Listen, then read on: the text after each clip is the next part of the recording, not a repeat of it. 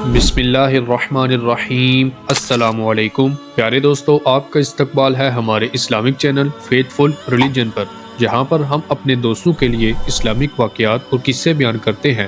آج بھی ہم آپ کے سامنے حضرت یونس علیہ السلام کا واقعہ بیان کریں گے، تو چلیے دوستو اس واقعے کو مکمل تفصیل کے ساتھ آپ کے سامنے بیان کرتے ہیں۔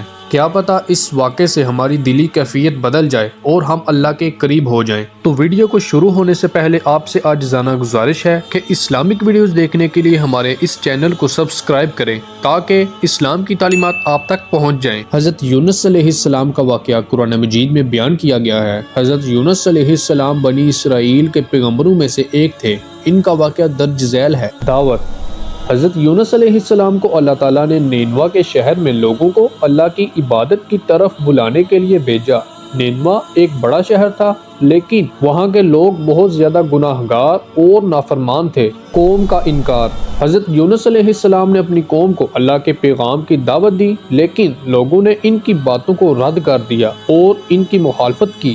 نرم دل قوم۔ حضرت یونس علیہ السلام نے اپنی قوم کے لوگوں کے رد عمل سے مایوس ہو کر فیصلہ کیا کہ وہ اس شہر کو چھوڑ دیں گے۔ جب انہوں نے شہر چھوڑنے کا ارادہ کیا تو ان کی قوم نے اچانک اپنی غلطیوں کا ادراک کیا اور اللہ تعالیٰ سے توبہ کی۔ اللہ تعالیٰ نے ان کی توبہ کو قبول کیا اور ان پر عذاب نازل نہیں کیا۔ بحری سفر۔ حضرت یونس علیہ السلام جب نینوا چھوڑ کر کشتی پر سوار ہوئے تو کشتی طوفان میں پھنس گئی۔ لوگوں نے خیال کیا کہ کسی کا بوجھ کشتی میں ہے جو کہ انہیں بچنے نہیں دے رہا، تو پھر حضرت یونس علیہ السلام نے خود کو کشتی سے باہر پھینکنے کی پیشکش کی تاکہ باقی لوگوں کی زندگی بچ سکے۔ جب حضرت یونس علیہ السلام سمندر میں پھینکے گئے تو ایک بڑا مچھلی یا وال انہیں نگل گیا مچھلی کے پیٹ میں۔ حضرت یونس علیہ السلام مچھلی کے پیٹ میں 3 دن اور 3 راتوں تک رہے۔ اس دوران انہوں نے اللہ تعالیٰ کے حضور توبہ کی اور اپنی غلطیوں کا اعتراف کیا۔ نجات۔ اللہ تعالیٰ نے حضرت یونس علیہ السلام کی دعا قبول کی اور انہیں مچھلی کے پیٹ سے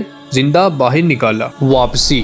حضرت یونس علیہ السلام نے نینوا واپس آ کر اپنی قوم کو اللہ کے پیغام پر عمل کرنے کی دعوت دی، اور اس بار قوم نے حضرت یونس علیہ السلام کی بات مانی اور اللہ کے پیغام کو قبول کیا۔ تو پیارے دوستو، یہ واقعہ ہمیں یہ سکھاتا ہے کہ اللہ تعالیٰ کی رحمت وسیع ہے اور توبہ کرنے والے لوگوں کی توبہ قبول کی جاتی ہے، چاہے وہ کتنے بھی گناہ گار کیوں نہ ہوں۔ تو آخر میں اللہ تعالیٰ سے دعا ہے کہ اللہ تعالیٰ ہمیں نیک اعمال کرنے کی توفیق عطا فرمائے اور دوسروں کو نیکی کی دعوت دینے کی توفیق عطا فرمائے۔ تو پیارے دوستو، اگر آپ کو ہماری ویڈیو اچھی لگی ہے تو اس کو دوستوں کے ساتھ شیئر کریں، اور مزید اسلامک اور اچھی ویڈیوز دیکھنے کے لیے ہمارے چینل کو سبسکرائب کریں۔ شکریہ، ملتے ہیں اگلی ویڈیو میں، تب تک اللہ حافظ۔